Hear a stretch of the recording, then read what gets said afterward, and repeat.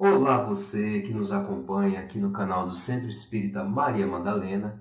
Seja bem-vindo a mais um Momento Semana Rede, o nosso encontro marcado toda semana. Nos reunimos, trazemos reflexões, nós mantemos a atividade das palestras públicas, que acreditamos serem de suma importância. O SEMA, como tudo, teve que se adaptar, como todas as instituições, todas as pessoas teve que se adaptar nesse momento de pandemia. Estamos trazendo as atividades online, elas funcionam, a grande maioria das atividades estão funcionando de forma online. Os cursos sistematizados já retornaram do seu recesso natural, as palestras públicas nunca pararam e várias outras atividades que a casa mantém. E por isso, se você tem interesse em participar ou quer conhecer a casa, fica de olho nas nossas redes sociais, entre no nosso site, se mantenha informado, ou se tiver alguma dúvida mais precisa, entre em contato com o nosso WhatsApp, nós responderemos e tiraremos as suas dúvidas no que for possível. E hoje, nesse dia especial, que é o Domingo dos Pais, domingo, Dia dos Pais, nós convidamos o nosso amigo, o trabalhador do SEMA, Charles Albert. Charles, que trabalha no centro há muitos anos, desde a infância, sim, já trabalhava no centro desde a infância. E Charles, que sempre fez boas palestras, boas reflexões, e nesses temas, nesses dias especiais, acho que é um dos primeiros a ser lembrados, pela forma como ele traz a reflexão até nós. Já falou do Dia das Mães, já falou do Natal, já falou de várias datas comemorativas, já falou do Dia dos Pais várias vezes, mas hoje tem uma particularidade. É a primeira vez que o Charles vai falar do Dia dos Pais com um pouquinho mais de propriedade, porque pela primeira vez ele vai passar pela data sendo de fato pai. A sua filha nasceu faz pouco tempo e Charles agora com a paternidade, com um pouquinho mais de propriedade, vai fazer essa reflexão para a gente. Nada mais justo do que convidá-lo para essa noite de hoje. Mas antes de passarmos a palavra à reflexão dele, vamos fazer a nossa prece, a nossa mentalização, nos sintonizar para que a gente possa entender e compreender melhor a mensagem. Afinal de contas, é uma reflexão sobre o Evangelho do Cristo.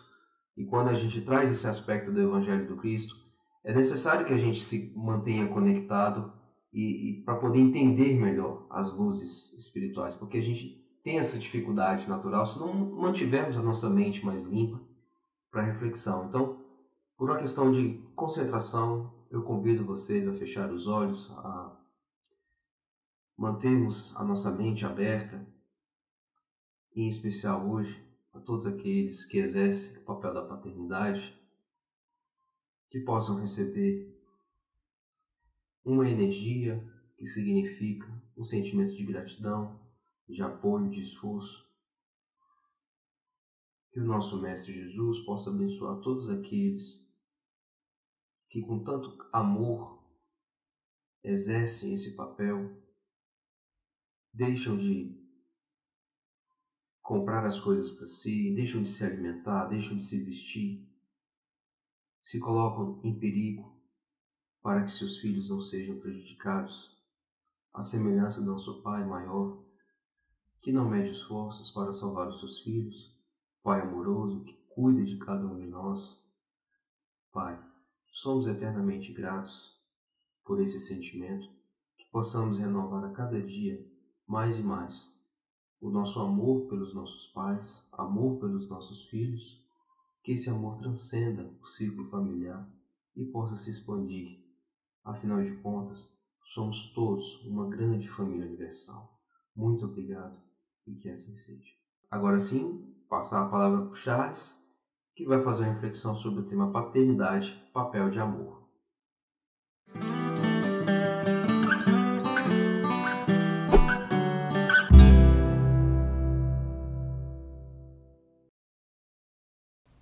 Senhoras e senhores, sejam todos bem-vindos ao canal do Centro Espírita Maria Madalena. É um prazer e uma honra poder bater esse papo com vocês. E esse nosso bate-papo vai ao ar no Dia dos Pais. E hoje nós falaremos sobre a temática do dia, falaremos sobre paternidade. Paternidade é um papel de amor. E eu queria que vocês me acompanhassem aqui nos slides, por favor. E aí a primeira pergunta é, Dia dos Pais Mas isso aí não é um negócio comercial que a gente vê na televisão o tempo todo aí, uns desenhos evocando aí pai, filho e chamando para o consumo, para o consumismo, não é? Tem isso também. E aí vamos um pouquinho da história, né? No Brasil, o Dia dos Pais é comemorado no segundo domingo do mês de agosto. E no nosso país, a implementação da data é atribuída ao publicitário Silvio Bering, na época diretor do jornal o Globo e da Rádio Globo, e foi feito com o propósito de atrair anúncios de produtos que poderiam ser dados de presente. A data escolhida foi o dia de São Joaquim, pai da Virgem Maria, sendo festejada pela primeira vez no dia 16 de agosto de 1953. Essa informação foi colhida lá da Wikipedia, né? E esse parágrafo especificamente foi retirado dessa fonte bibliográfica, propaganda de lá para cá. E aí muita gente, mais recentemente, tem reclamado, falado que Dia dos Pais, Dia das Mães, Natal, todos são datas com apelos comerciais e que são um absurdo. E aí eu lhe pergunto, qual o problema? Quantos não são os pais que trabalham no comércio e que esperam ansiosamente por essa data, por esse período, para vender mais, ganhar uma maior comissão, ter mais dinheiro e proporcionar um momento de um pouco mais de conforto para as suas famílias, né? E é importante lembrar que também uma das funções do trabalho é essa, é ganhar recursos para poder prover a família. Papel tanto do pai quanto da mãe, enfim, de todos os membros da família, não apenas dos pais. E mais, quantos não são os pais que gostam de ganhar presente, né? Quantos não são os filhos que gostam de dar presentes para os pais? Então, uma forma de homenageá-los, de trazê-los, então, um momento de consolo, de carinho, de afeto. Então, a gente vai simplesmente dizer que essa data é terrível, que não deveria acontecer, porque isso é um absurdo? Ora, gente, a economia precisa girar, as pessoas precisam vender, as pessoas precisam trabalhar. E quando nós compramos, nós fazemos o dinheiro circular na economia, e isso é bom para a sociedade. Agora, o que pode ser ruim é o apego excessivo à forma e não ao conteúdo. Ora, se o Dia dos Pais é um único dia, pura e simplesmente, destinado a gente se desincumbir de uma obrigação ou de um peso na consciência para dizer, eu lembrei do meu pai, toma aqui um presente, sim, de fato isso é um problema. Se eu não lembro mais do meu pai em dia nenhum do ano, e nesse dia eu acho que eu vou comprar um presente, mais ou menos caro, a depender das minhas condições financeiras, e esse presente, nesse único dia, vai suprir toda a minha ausência enquanto filho. Ou então, eu, enquanto pai, espero receber esse presente como uma retribuição de toda a ausência que eu dei, ou que eu tive ao longo da vida do meu filho. Então, o dia em si não é o problema. O problema é a forma como nós reagimos, ou seja, é a resposta nossa face a tudo aquilo que nós acreditamos e que nós vivemos ao longo da existência, e não naquele dia especificamente. E assim, a pergunta, então, que a gente poderia fazer a próxima pergunta que a gente poderia fazer, na verdade, é o que é a paternidade? Já que a gente está falando de paternidade, a gente está falando de Dia dos Pais, então o que é essa paternidade? Lá do vernáculo, ou seja, lá da definição da nossa língua portuguesa, aí paternidade, a primeira definição é qualidade ou condição de pai. Ou seja, quem é pai goza da qualidade ou da condição de paternidade. Paternidade pode ser entendida também como sendo um vínculo sanguíneo que liga pai e filhos. Paternidade seria o vínculo de parentesco entre pai e filhos, ou ainda a relação jurídica entre pais e filhos. Note que dessas definições, a gente pode meio que separar dois grandes grupos, né? Existe uma definição biológica, da relação entre um ascendente ou descendente, ou seja, aquele que dá origem a uma prole, e uma relação jurídica, né? Um vínculo formal entre o ascendente ou descendente, o pai e o filho. Sendo assim, pensando lá pela biologia, pai, aquele que goza da qualidade de paternidade, é aquele que fornece 50% do material genético para formar a criança. Ou seja, o pai é o doador do espermatozoide. Sem o espermatozoide, não tem fecundação. Sem fecundação, não tem criança, não tem filho. Então, o pai, como ente biológico, ele é um ser fundamental. Porque sem o pai, sem o ente biológico, pai, não tem procriação. No nosso caso, espécie humana, né? Que temos a procriação sexuada. E sem procriação, não tem reencarnação. Então, o puro e simples fato de doar um espermatozoide já é algo fantástico, já é algo fenomenal, porque apenas isso já permite a reencarnação. Já é o primeiro passo que permite a reencarnação de um espírito. Ou seja, por mais que um indivíduo tenha tido um pai biológico ausente, ou que nunca apareceu, mas aquele cara que doou o espermatozoide foi condição sine qua non. Foi uma condição sem a qual ele não teria reencarnado, ele não teria existido. Então, por isso, por si só, por esse simples fato, já é um grande feito, já é um grande acontecimento ter tido a oportunidade de reencarnar. Mas será que isso é tudo? Será que basta apenas doar esse espermatozoide? E aí o direito traz uma outra reflexão, né? O direito vai dizer pra gente o seguinte, olha, quem é o pai? É o cara que põe o nome na certidão de nascimento? Como dizem lá o ditado popular, né? Pai é quem cria. E aí o direito traz algumas reflexões sobre essa relação entre pai e filho.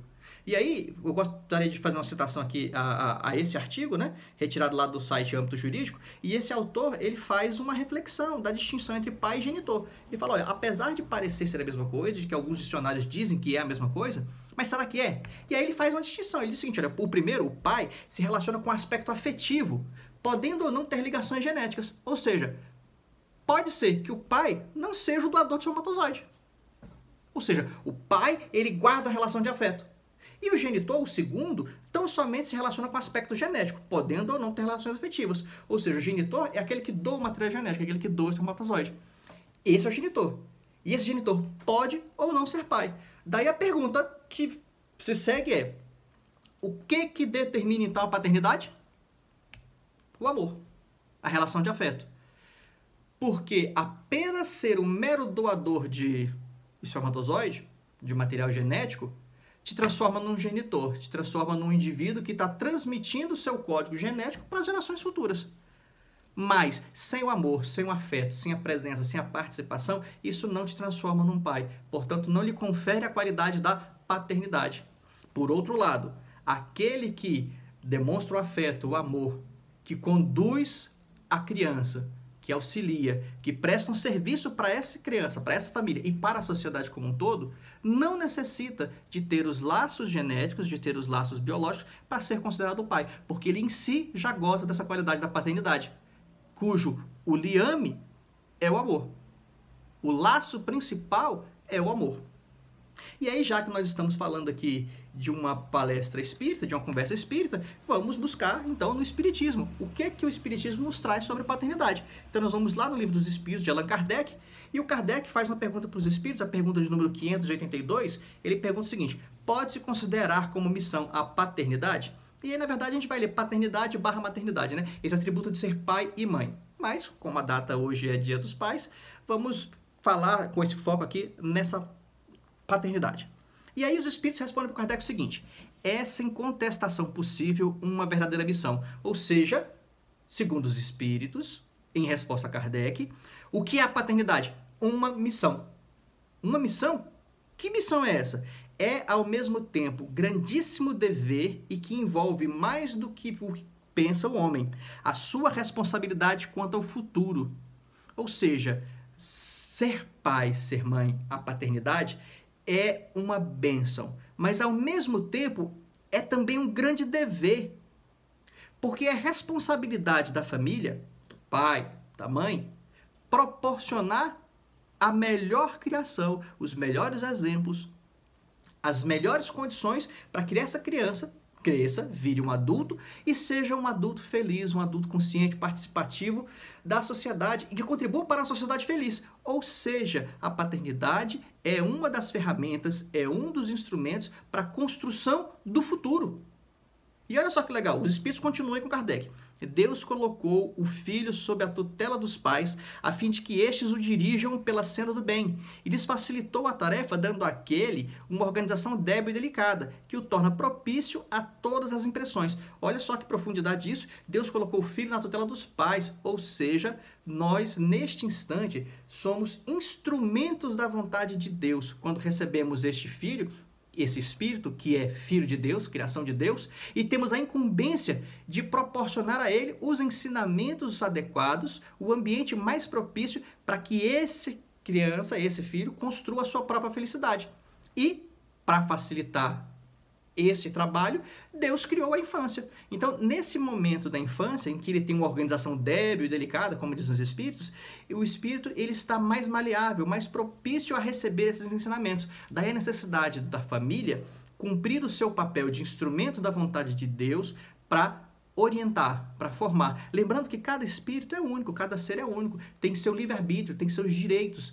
mas também tem seus deveres. Então é o papel da família ensinar quais são os direitos, mas exigir e cobrar o cumprimento dos seus deveres, das suas obrigações, para que assim nós possamos construir pessoas honestas, dignas, conscientes, para que essas pessoas formem uma sociedade honesta, digna e consciente, porque assim nós conseguiremos fazer a tal da transição planetária, assim nós conseguiremos um dia alcançar o tal do planeta de regeneração.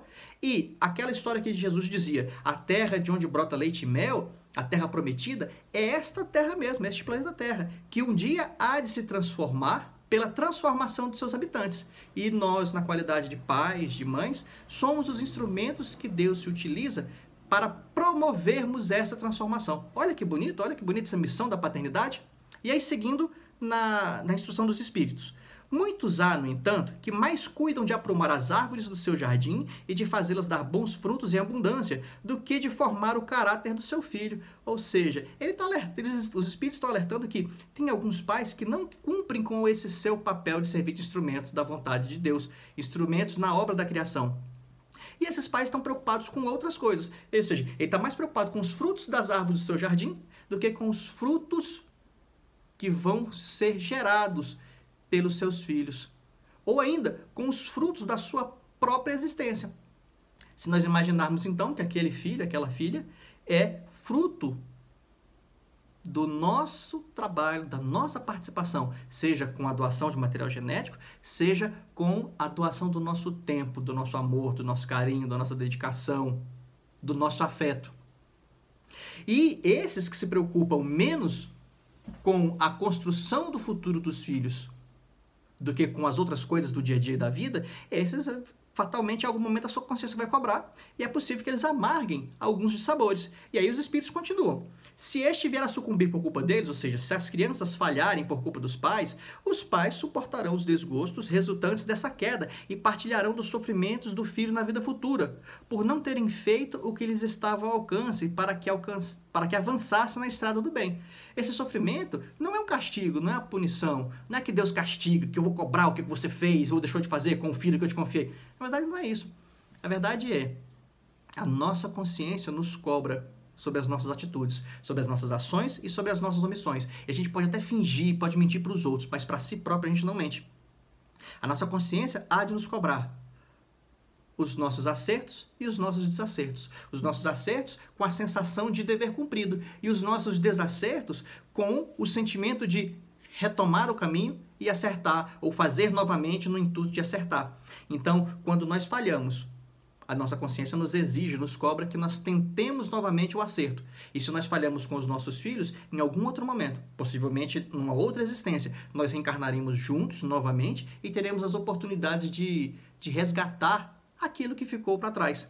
Dizem os espíritos que nós somos seres gregários, nós nos reunimos em grupos familiares, então a nossa família, dizem os espíritos, se reúne ao longo de várias e várias encarnações, trocando de posição, ora pai, ora filho, ora marido, ora sobrinho, enfim. Nós nos encontramos em outras existências e nos encontraremos novamente. Então, tudo aquilo que nós deixamos de fazer no passado, temos hoje a oportunidade de recomeçar. Tudo aquilo que deixarmos de fazer hoje, teremos outras tantas oportunidades quanto assim forem necessárias, porque Deus, sendo infinitamente justo e bom, sempre nos dará outras oportunidades. Mas para que deixar para depois, cara? Vamos aproveitar agora, este momento, essa encarnação.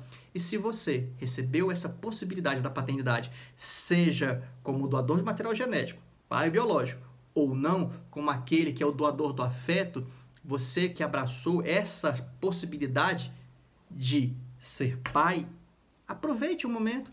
Quantos não são? Eu imagino que vocês, cada um de vocês aí nas suas casas, enfim, conhecem pessoas que têm aí um sobrinho, um irmão mais novo, um afilhado, que você tem um carinho muito especial, que você considera, que você dá amor, dá atenção, dá o carinho, presta todo o auxílio necessário.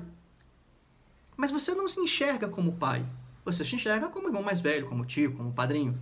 E ele, por sua vez, também enxerga você como tio, irmão mais velho, padrinho, e aquela pessoa, o porto seguro, aquele que dá o apoio, que estende a mão.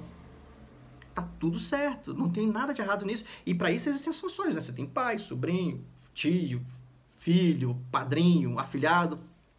Mas também certamente vocês devem conhecer pessoas que, sendo o irmão mais velho, tio, padrinho, assumem a função paterna. Às vezes em substituição a um pai ausente física ou psicologicamente, afetivamente ausente.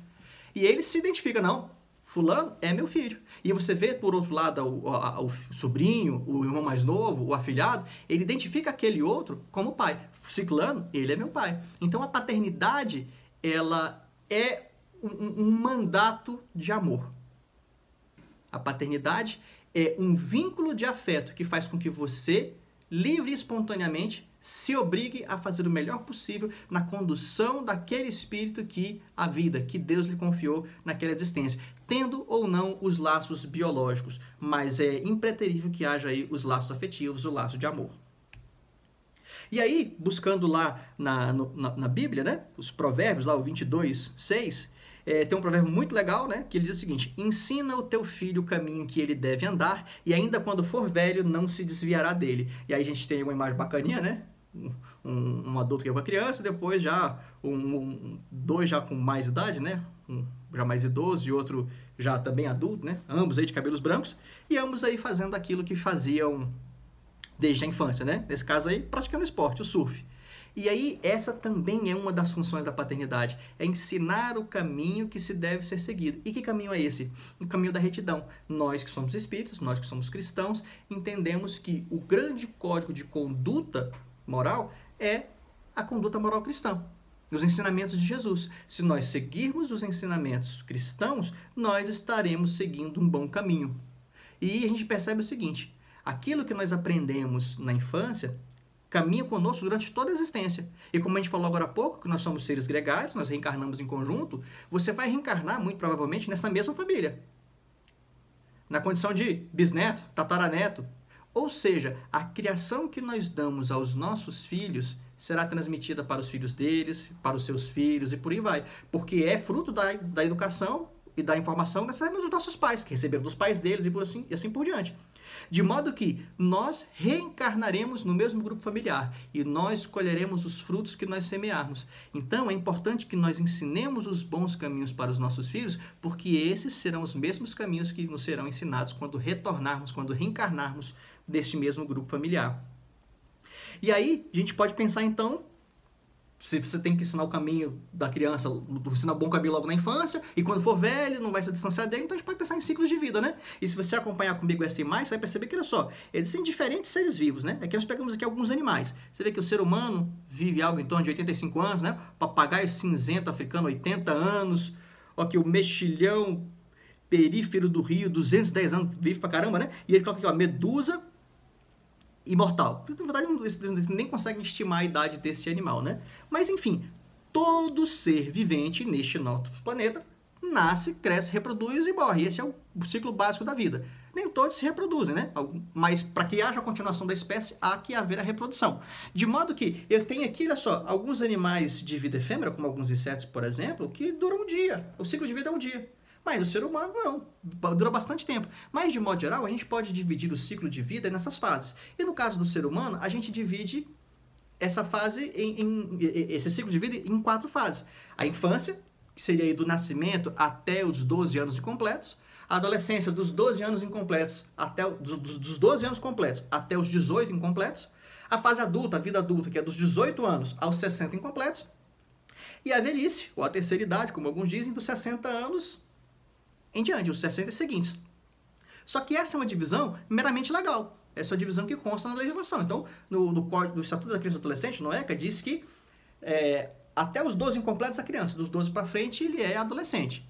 Lá no nosso Código Civil, Código Penal, vai dizer que o indivíduo ele tem responsabilidade civil e penal a partir dos 18 anos. A gente vai dizer, então, que é a fase adulta. E lá no Estatuto do Idoso, considera como idoso então, credor, portador de todos os direitos da pessoa idosa, aqueles com 60 ou mais. Então essa é uma divisão meramente legal, mas existem outros autores de outras correntes filosóficas, de outras correntes teóricas, que vai fazer essa divisão com recortes distintos, né? Vai criar até mais fases, como por exemplo, tem gente que vai dizer que a infância se divide, você tem o bebê, a primeira infância, enfim, o pré-adolescente, aí você tem o adolescente, o jovem adulto, o idoso, aí existem várias subdivisões, categorias, mas de modo geral, a gente pode dizer que a gente tem uma fase inicial, onde o espírito ele é mais maleável, é mais fácil de moldar o caráter, que é a infância. A adolescência, que é uma fase costuma ser um pouquinho mais conturbada, que esse indivíduo ele começa a se autoafirmar e esse indivíduo costuma aí nesse momento ter a reminiscência de toda a sua herança das encarnações pretéritas. Ele consegue então se afirmar como um indivíduo, como com todas as experiências que já viveu.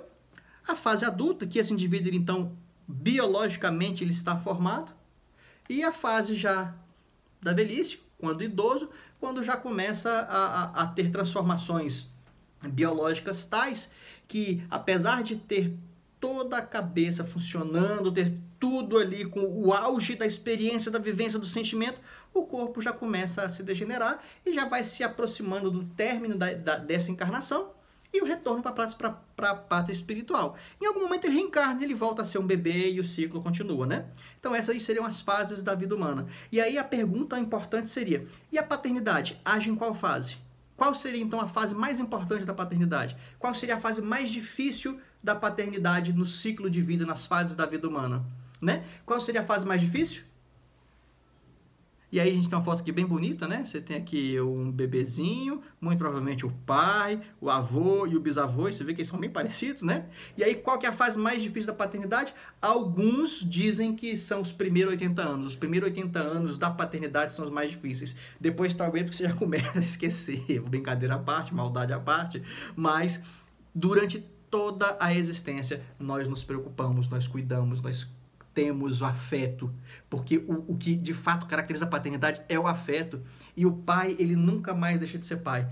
Dizem que as preocupações surgem no instante que você sabe que você vai ser pai, e é verdade. Até bem pouco tempo, eu tinha conhecimento teórico sobre o tema. Recentemente agora, eu fui agraciada aí com uma mocinha linda, a Débora Sofia, presente de Deus aí da minha esposa, Gabriela. E no instante em que a Gabriela me disse que estávamos grávidos, a emoção que surge dentro do peito é algo que você sente, você não explica. E eu me recordo dos amigos falando como é que era, os caras diziam, cara, não tem explicação, você vai saber quando chegar a sua vez. De fato é assim. Só que existem também aqueles outros que sabem que a companheira engravidou e ele se revolta, ele se rebela, ele quer fugir. Pois é, esse segundo, ele é o doador de material genético. Os laços de amor ainda não existem, mas podem vir a existir, porque nunca é tarde, sempre é tempo. E o que vai determinar então essa paternidade é esse laço de amor, que em regra, ele surge do primeiro momento que você sabe que é pai. Quando a criança nasce, é outro momento também de virada. Os colegas sempre diziam, cara, é uma emoção tão grande, uma coisa tão louca que você não sabe dizer, você não sabe explicar. E de fato, quando estávamos lá no centro cirúrgico, eu preocupado com a esposa ali foi um parto cesáreo, estava o médico, o enfermeiro, tá todo mundo ali, e eu, meu Deus, o que está acontecendo? Quando veio, já nasceu uma criança, e eu preocupado com a mãe, a criança vindo, e eu não sabia se eu olhava para a mãe, se eu olhava para a criança, se eu olhava para o médico, e aquele serzinho pequenininho, todo cheio de massa, assim, né, todo inchado, e você fala, meu Deus, há um segundo eu não tinha te visto, mas eu já te amava. Agora que eu te vejo, eu amo mais, eu não sei explicar. E eu fico aqui. E aí foram fazer, enfim, terminar o procedimento operatório, levaram a criança para outra sala. Aí falou, pai, você quer acompanhar a criança? Eu falei, claro que eu vou. A mãe tá com o médico aqui, o médico cuida da mãe, mas eu vou cuidar da criança. E você fica ali do lado e você não quer sair de perto. E você olha aquela coisinha mais pequenininha e o seu coração é enternecido e você se compromete em fazer o melhor que você puder para que aquela criança seja uma criança feliz, para que ela se torne um adulto feliz, para que ela seja um ser humano feliz. E tudo isso só existe por conta do amor. A tarefa da paternidade é isso, é a tarefa do amor. E o amor é algo que não cessa, que não diminui, ele aumenta. Por isso que eu diria que essa brincadeira da paternidade, que os primeiros 80 anos são os mais difíceis, porque no final das contas é o seguinte, você sempre vai ter essa relação de afeto, você sempre vai se preocupar, e ainda quando essa encarnação chegar ao fim e você desencarnar, você ainda continuará ligado pelo afeto. Tão ligado pelo afeto que você vai reencarnar novamente nessa família. E você vai receber um novo lar, e você vai receber um novo pai, e você vai se desenvolver, e você vai virar pai também, e assim é o ciclo da vida. E aí tem um ditado, né, popular que diz que pai é quem cria. Será que é isso mesmo? Pai é quem cria? E o que é esse criar? É apenas ser o provedor, o pagador de contas? Ou o cara que paga a pensão alimentícia? Não, é o cara que pune, que cobra, que dá chinelada, que dá o cinturão. Ou então quando a mãe fala, quando seu pai chegar eu vou falar. Será que isso é que é criar? Na verdade, criar tem a ver com criar laços. Laços do afeto, criar sentimentos, criar raízes profundas que façam com que esse indivíduo que Deus nos confiou como filho possa sentir-se um ser importante e que tenha função de ser importante também na vida das outras pessoas. Que ele não seja um indivíduo individualista, mas que ele seja um indivíduo, mas consciente do seu papel perante o coletivo. Que esse indivíduo saiba se portar diante de si, diante dos outros, para que ele possa construir para si a felicidade e que possa ajudar os outros a construir também sua felicidade. Para que ele possa, assim como você, servir de instrumento na obra da criação. Que ele possa servir de instrumento da vontade de Deus. E para estar na lembrança de seus filhos amanhã, você tem que estar na vida deles hoje. E aí quando a gente brinca lá que os 80 primeiros anos são os mais difíceis, a ideia é exatamente essa, é que nós possamos estar presentes com afeto, com amor na vida dos nossos filhos constantemente, o tempo todo, não apenas na infância, não apenas na adolescência, na vida adulta, na velhice, não, que nós possamos estar presentes como um todo. E eu não diria todo dia, todo minuto, todo segundo, porque a vida é diferente para cada um de nós. Nós temos relações sociais diferentes. Mas é importante que, nos momentos que nós estivermos presentes, essa presença seja de qualidade. É importante que nós estejamos presentes não apenas fisicamente, mas afetivamente, emocionalmente. E se a presença física não for possível, que essa presença afetiva seja uma constante e seja de qualidade. E que se nós tivermos poucos momentos de presença física, que esses momentos sejam tão prazerosos que eles valham a pena ser vividos, que eles valham a pena ser lembrados, que essas lembranças possam cravar fundo nos corações, tanto dos filhos quanto dos pais, para que a gente possa guardar essa lembrança, essa memória afetiva, para o resto da eternidade. E para encerrar essa nossa discussão, eu gostaria de deixar com vocês uma reflexão, é um pequeno vídeo, que como é difícil para um homem virar pai, é um canal bastante legal, eu vou deixar aqui o link na descrição do vídeo, recomendo que vocês assistam o vídeo depois, conheçam o canal, esse autor, ele tem coisas muito interessantes para dizer, eu acho ele um cara muito interessante, muito inteligente, muito perspicaz, e ele traz uma reflexão muito legal sobre a paternidade, sobre o que é ser pai, sobre essa relação do pai com a família. E não é um autor espírita, ele é um escritor, e ele trata da experiência de vida dele, e que é uma experiência interessante que vale a pena ser partilhada e compartilhada. Eu convido vocês a conhecer o canal desse colega. Na verdade, eu não o conheço pessoalmente, conheço só o trabalho dele também pela internet, acompanho, admiro, e eu acho que é uma reflexão interessante. Então, foi um prazer essa nossa conversa. Após esse vídeo, fica o convite para a prece, e que todos nós percebamos que nosso papel enquanto pai é servirmos instrumentos da vontade divina e que nós possamos ser para os nossos filhos aquele pai que nós entendemos ser o ideal, aquele pai no espelho daquilo que Jesus dizia, que nosso Pai Celestial é justo e bom, que nós sejamos assim e tenhamos esse modelo de paternidade. Que Deus nos abençoe, que assim seja. Como é difícil para um homem virar pai. Um homem faz filhos, claro, mas como é difícil ele ser pai. Um homem feito para ser duro, orgulhoso, violento, competitivo, egoísta.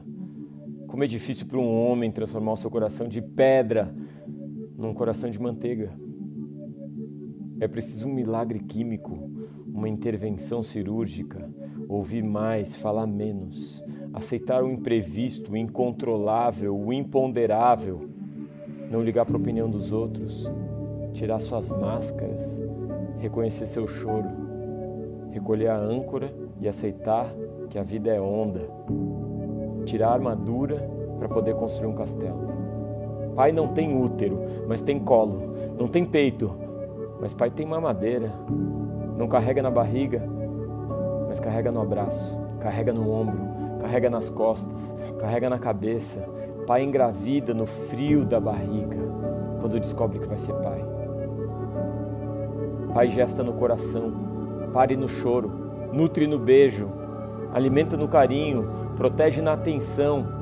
Pai não tem cordão umbilical, mas tem mãos e braços e pernas para fazer chegar o necessário. Pai não faz leite, mas pai pode fazer comida. Não amamenta, mas pode fazer a papinha, pode dar a papinha, pode sujar a roupa inteira de papinha, pode limpar a papinha que caiu no chão. Pai não tem 9 meses de gestação, mas tem anos e anos de formação. Pai já está fora, tentando acertar todos os dias. Pai é rei, princesa, professor, Messi, Einstein, gigante, minúsculo, imbatível, chorão. Ser um bom pai é ser um bom filho, um bom marido, um bom homem. Auréolas invisíveis e asas escondidas embaixo das nossas camisas. Que sejamos os super-heróis que os nossos filhos sabem que a gente pode ser. Heróis comuns, empurrando carrinhos, levando nossos filhos nos slings, agradecidos por um dia termos virado o que a gente nunca imaginou. Como é bom quando um homem consegue virar pai.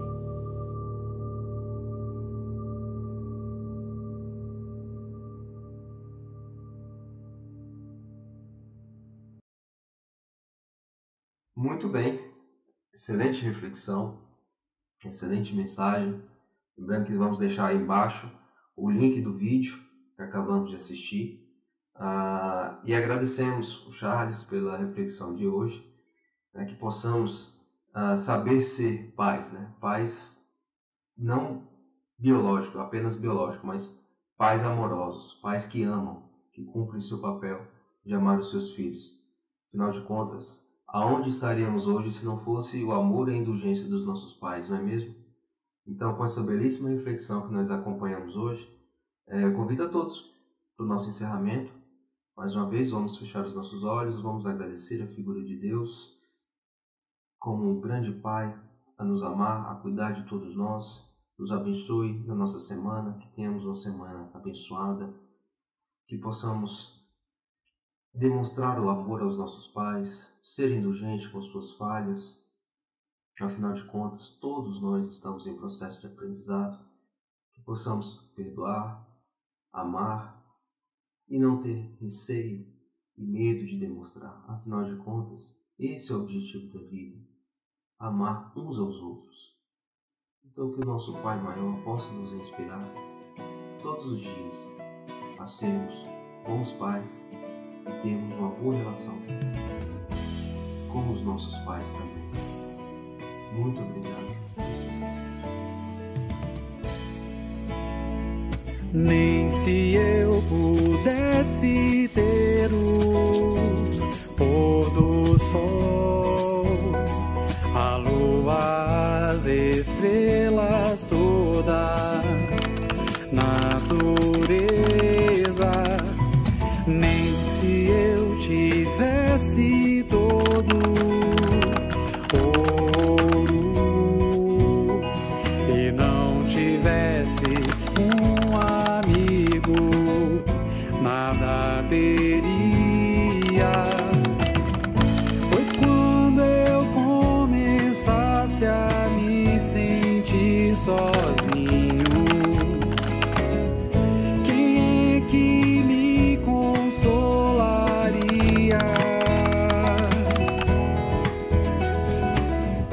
Mas Deus é bom, botou você em meu caminho, pra que não falte a alegria. Você vai estar para sempre dentro